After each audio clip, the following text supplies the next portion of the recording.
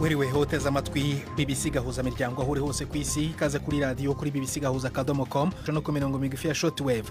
Dore ingingo z'ingenzi z'amakuru turambura mu kanya. Nyuma y'imyaka 3 apfiriye mu mahanga, umurambo wa Pierre Buyoya wahoze ari perezida w'u Burundi wajyanywe mu gihugu gushyingurwa aho avuka mu ntara ya Bururi.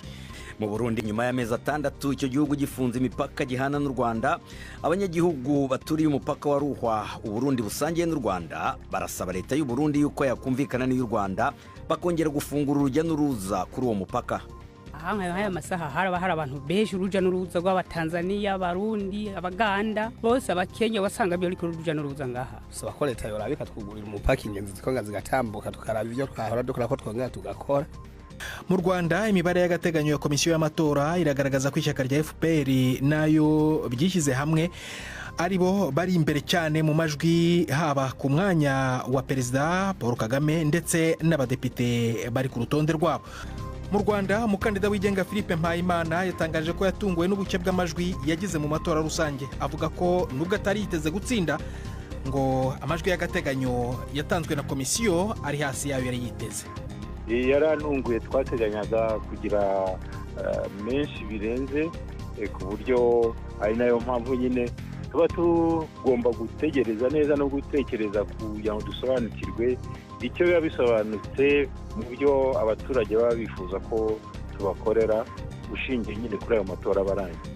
Nyuma y'itangazwa ry'amajwi y'agateganyo yerekana ko perezida Paul Kagame yatsinze ku kigero cya 99%, intsinzi isobanuye iki mu Rwanda turabagarukaho muri aya makuru. Abanyagihugu b'Imugina, imwe mu makomine y'intara ya Cibitoke yeramo cyane ibitoki biva mu rwagwa ruzwi nk'urugombo, bavuga ko ngo bashobora no kurandura ibitoki mu mirima yabo. Kubera iki? Igitoki tukigura inoti y'ibihumbi 10, ibido tukayigurisha 8, shirako ya mponda ya 14, shirako umukozi abigana, shirako wabishikana ngaha mu isoko n'amahera, nta nakime dutora n'ukuri.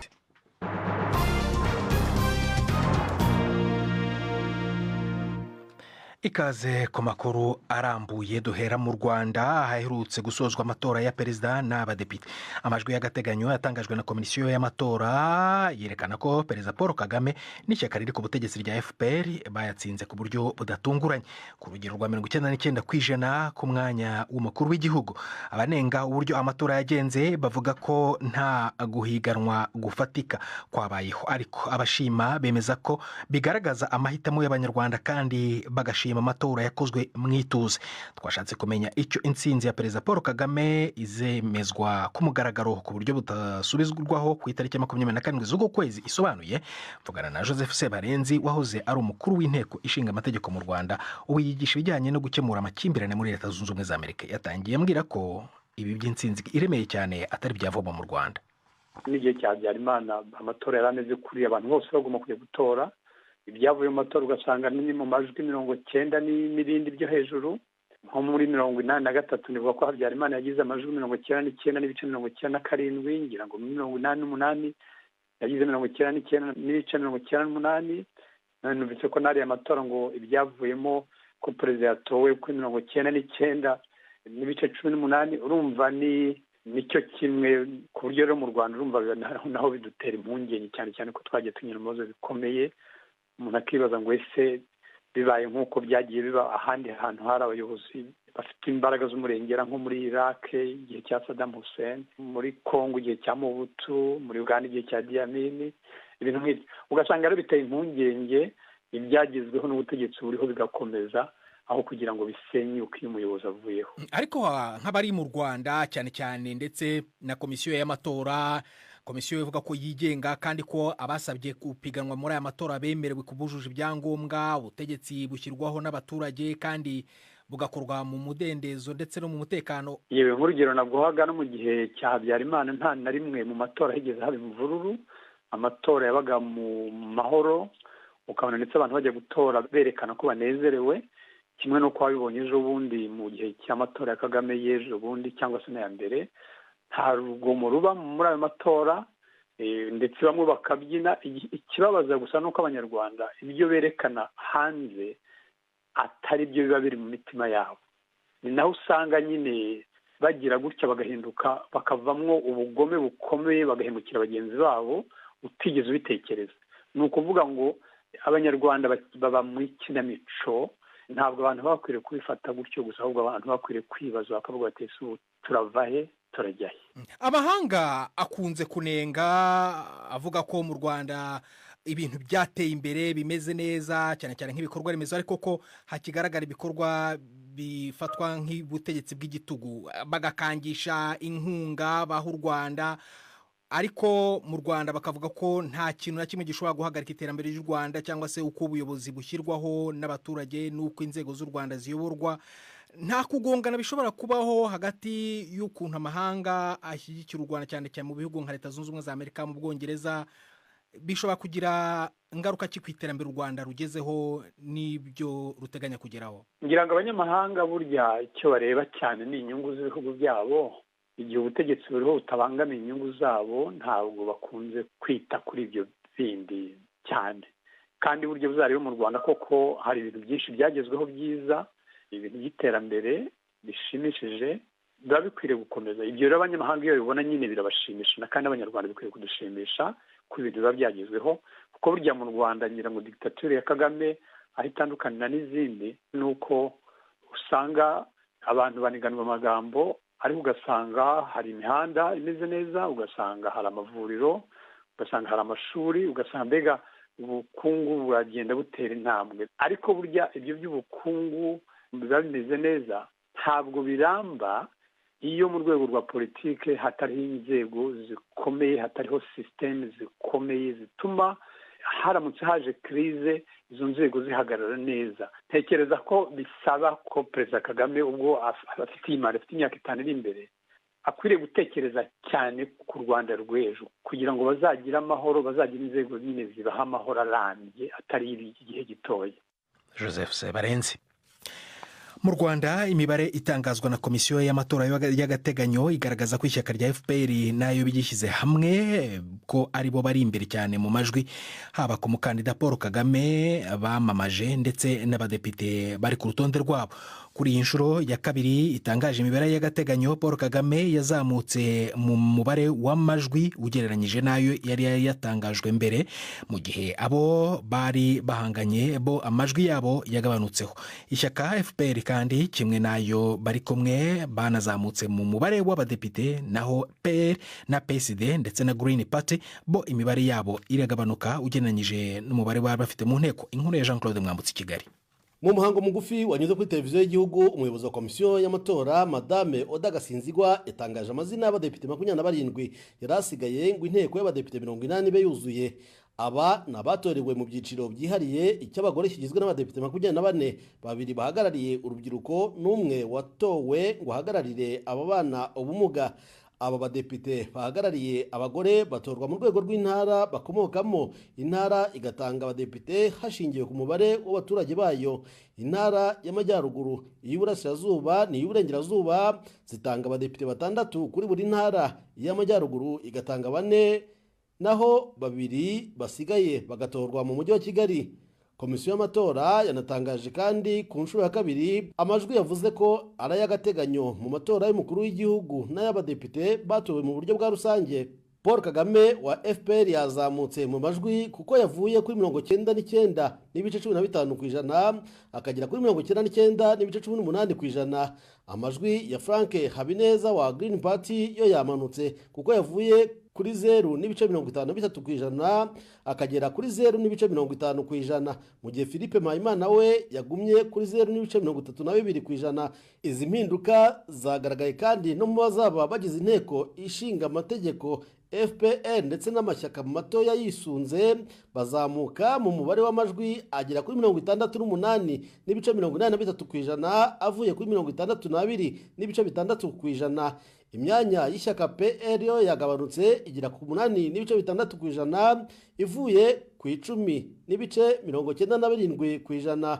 PSD yo yisanze isigaranye amajwi angana n'8.62%, mu gihe yari ifite 9.48%. PDI, Green Party na PS Imberakuri nayo yamanutse mu mubare w'amajwi agera munsi ya 5%, mu gihe bari bashoboye kubona asaga gato 5% kuri buri shyaka. nyuma y'uko imibare y'agateganyo imaze gutangazwa na komisiyo y'amatora yerekana ko perezida Paul Kagame yatsinze n'amajwi 99% ku buryo butatunguranye, umukandida wigenga yatangaje ko yatunguwe n'ubuke bw'amajwi yagize mu matora rusange. Philippe Mpayimana wagize 0.3% mu majwi amaze gutangazwa ku buryo bw'agateganyo rero avuga ko nubwo atari yiteze kuyatsinda ariko ko ngo yari yiteze ari hejuru. Cyakora akongeraho ko atazahagarika ibikorwa bya politike. Navuganye nawe mu kanya ntangira mubaza uko yakiriye ibyatangajwe na komisiyo y'amatora. Ibyo batangaje navuga ko ari agateganyo ka mbere kandi gateganyo kazaba vuba aha ngaha, ariko nabaye mbyakiriye ko byagaragazaga icyerekezo aho kiganisha cy'uko navuga ko ntateze gutsinda aya matora, kandi n'uwatsinze yagaragaraga ko nizeye n'uko byagenze neza amatora. Mu by'ukuri natangarije abanyarwanda ko nkomeje kubabera hafi kugira ngo dukomeze dutsure demokarasi mu Rwanda no guharanira uruhare mu miyoborere. Nubwo amanota yaba ari make, nabagaragarije rwose ko ubushobozi bwanjye butagabanutse. Ariko wagize amajwi 0.3, ni ukuvuga atageze no ku bihumbi 23 mu baturage miliyoni 9 batoye. Aya majwi yaragutunguye cyangwa waba wari witeze kugira angana gutya cyangwa ari munsi yayo? Yarantunguye. Twateganyaga kugira menshi birenze, ku buryo ari nayo mpamvu nyine tuba tugomba gutegereza neza no gutekereza kugira ngo dusobanukirwe icyo biba bisobanutse mu byo abaturage baba bifuza ko tubakorera, ushingiye nyine kuri ayo matora barangiye. Ko mu bihumbi 2017 wari wiyamamaje ukaba uwa kabiri, none ubu ngubu muri aya matora ya 2024 ubaye wa nyuma, byagenze gute mu bikorwa byo kwiyamamaza? Cyahindutse n'iki? Nta cyahindutse mu bikorwa byo kwiyamamaza. Nakoresheje imbaraga zihagije zishoboka, ahubwo twavuga ko abaturage bashyize ingufu mu kwerekana neza icyo bifuza.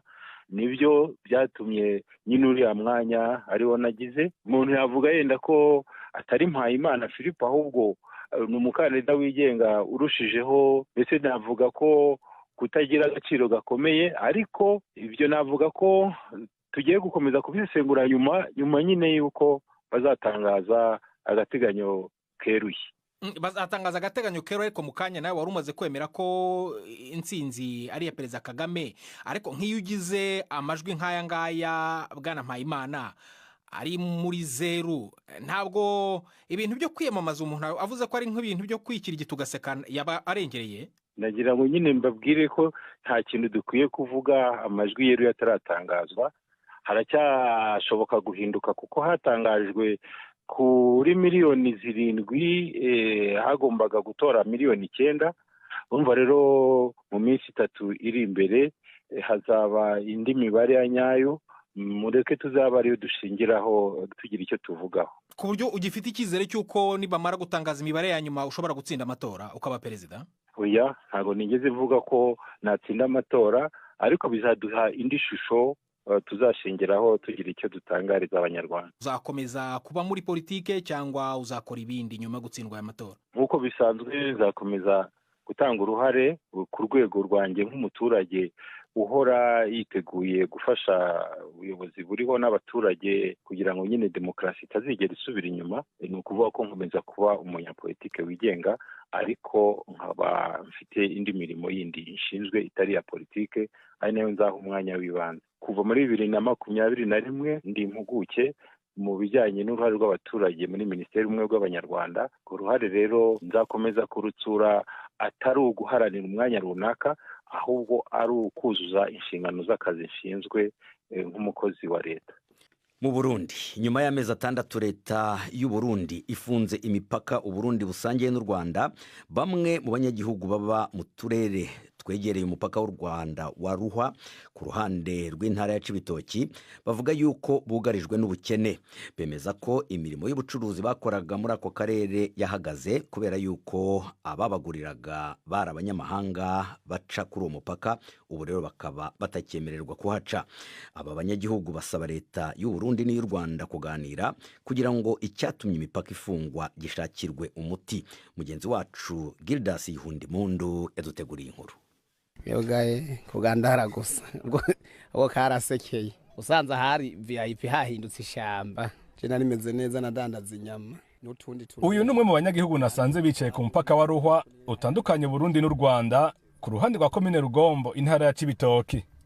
Dieudonne Kwizera avuga ko kuva umupaka wugawe batakironka neza ikibatunga kubera imirimo yabo y'ubudandaji yaciye ihagarara. Ibi biremezwa na Ponsiano Niyonganje yahoze ahadandariza inyama z'inkoko zakundwa cyane n'abanyekongo hamwe n'abanyarwanda.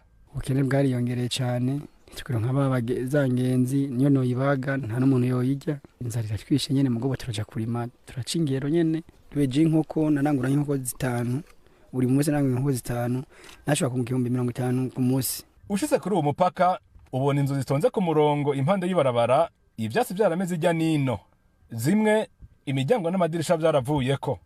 Ubona kandi bariyeri yugaye icunzwe n'abapolisi baguma barikanuye. Biraboneka ko ataruja n'uruza ruhaherutse. Kuva ku badandaza utuntu duto duto ugaca kubunguruza abantu gushika no kubakora ibijanye no kubaka bose ubwanwa bwarafutse umunwa. Na ntimandena ndange ntimandena z'ibihumbi 30 hari genda kora 60 no musi nyene tubayeho nyene dukora kwisuka twirirwa turarima nyene batwaye tuza gukora imibati tukagenda nyene twibaye turose nyene ntigihumbi tukaja turarira ico abana 5. Urabona nk'ubu ndateramye ngaha ndahamaze nk'amasaha 3 nta muntu numwe ndabona njana. Mu bisanzwe ubu dutwara abantu nyene bo ngaha mu karere abantu bavuye mu mirima mugabo kare twara abantu bavuye hakurya mu Rwanda nta n'iminota 10 bashobora kuhamara udatwaye abantu bavuye hakurya. Je narahombye kubera nundi umufundi nubaka amazu nukuvuga aho amahera yava abari kumpubuzi bose barahagaritse ubu nanje akazi karahagaze. Ruhwa numwe mu mipaka hagati y'u Burundi n'u Rwanda yarangwa n'uruja n'uruza rwinshi uretse abagiye canke abavuye mu manuko bushira uburengero bw'u Rwanda. Ni inzira ikomeye ija muri Repubulika ya Demokarasi ya Kongo nko mu bisagara vya Bukavu ni Goma.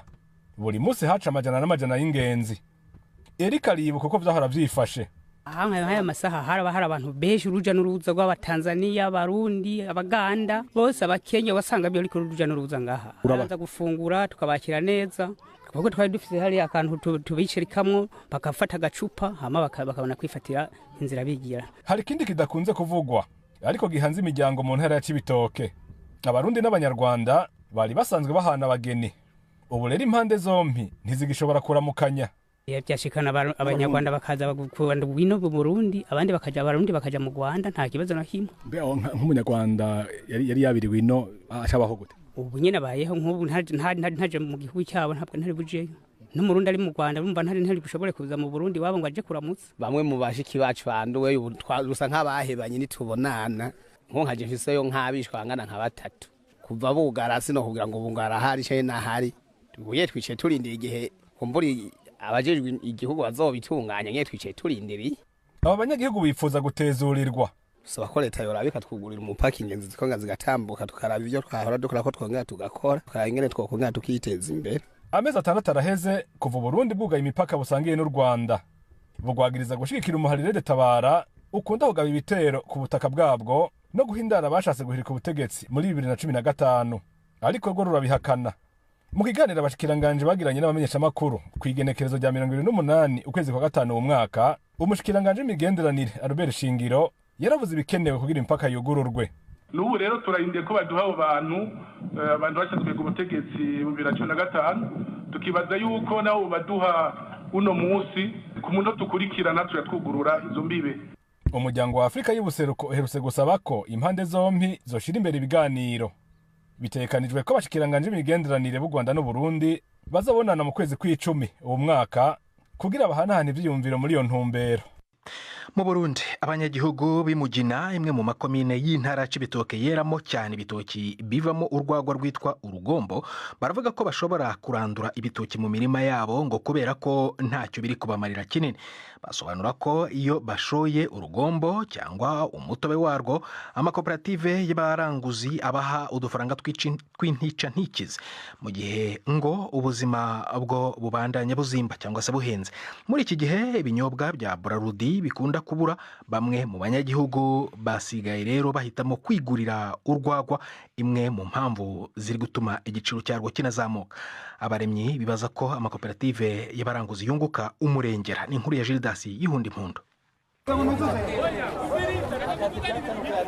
aha ni mu isoko ry'urugombo ry'inyeshenza muri komine Mugina intara ya Cibitoke. Ni rimwe mu masoko abadandereza urwagwa mu mihingo itandukanye y'igihugu baza kuranguramwo. Hari isinzi ry'abantu, imodoka ndwi zo mu bwoko bwa fuso ziriko zirapakira ibikono vyitwa rudipin vyuzuye inzoga. Abanyagihugu binemetse ibidumu baguma bashika abandi bagenda. Amakinga ni menshi cane. Beneyo bafise ubuhinga budasanzwe aho ikinga rimwe rishobora gutwara nk'amabido 10. Nubwo abanyagihugu baguma bamwenyura bavuga ko uru rudandaza ataco rubamariye. Angelique n'umwe mu barimi ibitoke bakongera bakabirangura. Twebwe baraduhombya. Igitoki tukigura inoti y'ibihumbi 10. Twakigura inoti y'ibihumbi 10 ibido tukayigurisha 8. Shirako ya mponda ya 14. Shirako umukozi abigana. Shirako wabishikana ngaha mu isoko n'amahera. Amabido agaragara no kubugura. Nta nakime dutora nukuri. Maria Ndayisaba afise abana biga i Bujumbura. Yari yashoye umutobe yizeye ko aja kuronka udufaranga barungikira kugira barihe inzu bongere basume utwo bafungura. Ariko ntivyagenze uko yavyipfuza. Nashoye amabido 17 njiye ngurisha ibihumbi bingaho 8 nonaho ndosangahe gapaka ngira iyo nyungu umuganyi ibido ndayirihira amajana 5 yayizanye noreka kurira umva wopfuma byose ubireka mvise utwana turi kwishuri batwirukanye mu nzu bapanzemo ariko kugira ndonke ibinyaruka nahitishijemo kugana kugira ngo ndabe yuko aho baba byonyaruka baronke inzu babamwo ariko nubu birangenda bibuze uraze gupanga inzu y'Ibujumbura kugira umwana yige uronke na rasiyo. Abarongura urugombo bahurikiye mu makoperative bamwe bava mu gisagara ca Bujumbura. Abanyagihugu bagiriza ko aribo bashinga ibiciro biri hasi cane mu ntumbero yo kurondera inyungu y'umurengera, ariko bo barabihakana. Gervais Habyarimana arongoye imwe mu makoperative arasigura ingorane bafise. Dufise ikibazo cyane cyane kubanye n'igitoro kuko ubu gitoro cyarabuze. Usanga mu gushikino bituzimba nibarabara kuko imodoka yangura nk'igitoro cy'ibihumbi 300 ubingangura nko muri yone urenga bigashibagura kurangura uko bacasanga bizimbye gushikana Bujumbura nk'uri pehore n'ibihumbi 15 ubirihishwe 25. Urugombo rusanzwe rushitse mu gisagara ca Bujumbura rugurwa hagati y'1500 n'igihumbi n'amajana 7.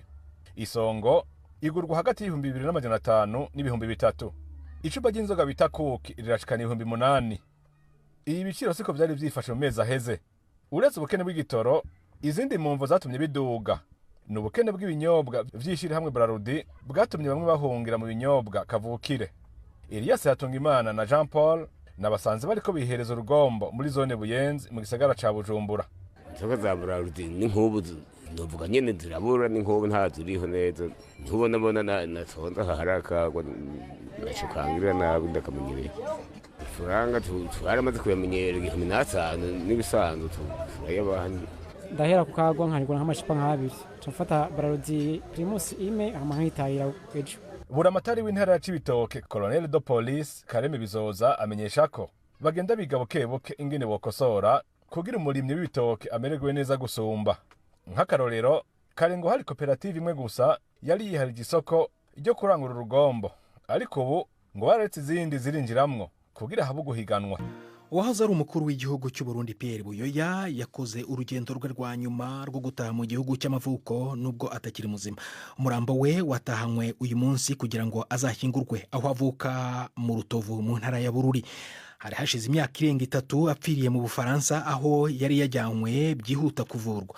Yahise ashyingurwa mu gihugu cya Mali aho yarasigaye aba nyuma yo kuhakora imyaka irenga 3 ahagarariye umuryango w'ibihugu bya Afurika mu karere ka Sahel. Inkuru ya Prime Ndiko Magenguri Nairobi.